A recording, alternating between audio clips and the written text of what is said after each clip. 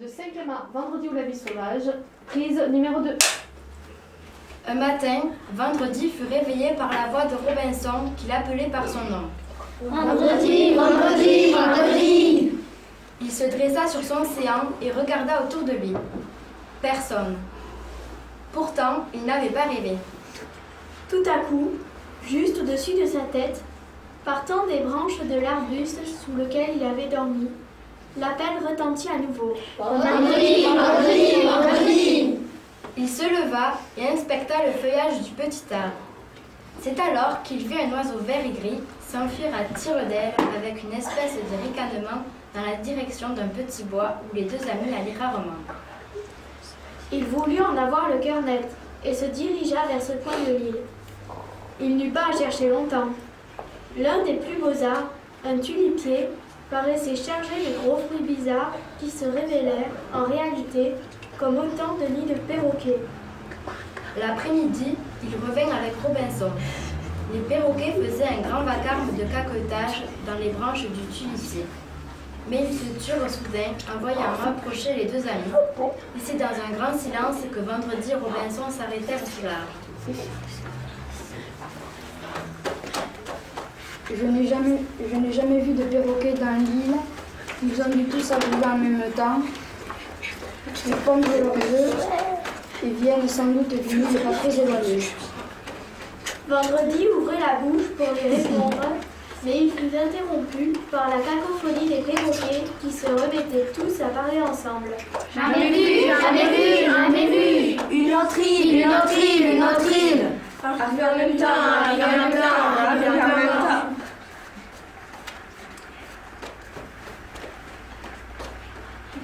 Trop éloigné, trop éloigné, trop éloigné.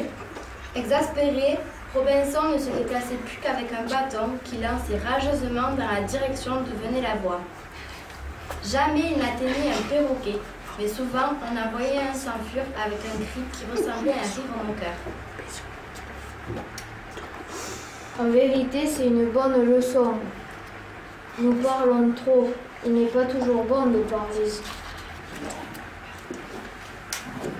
Dans ma tribu, chez les Araucans, plus on est sage, moins on parle. Plus on parle, moins on est respecté. Les animaux les plus bavards sont les singes et parmi les hommes sont les petits-enfants et les vieilles femmes qui parlent le plus.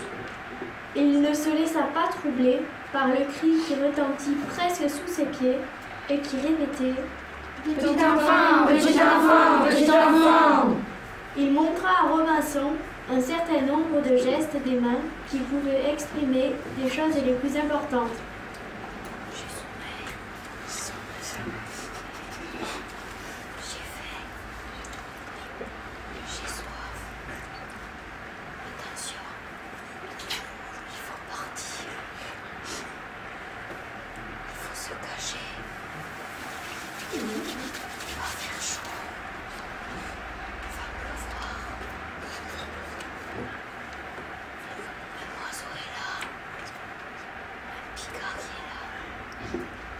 Ainsi, Robinson et Vendredi restèrent-ils silencieux plusieurs semaines. Un matin, les œufs des perroquets ayant éclos et leurs petits ayant appris à voler, il y eut un grand rassemblement caquetant sur le rivage.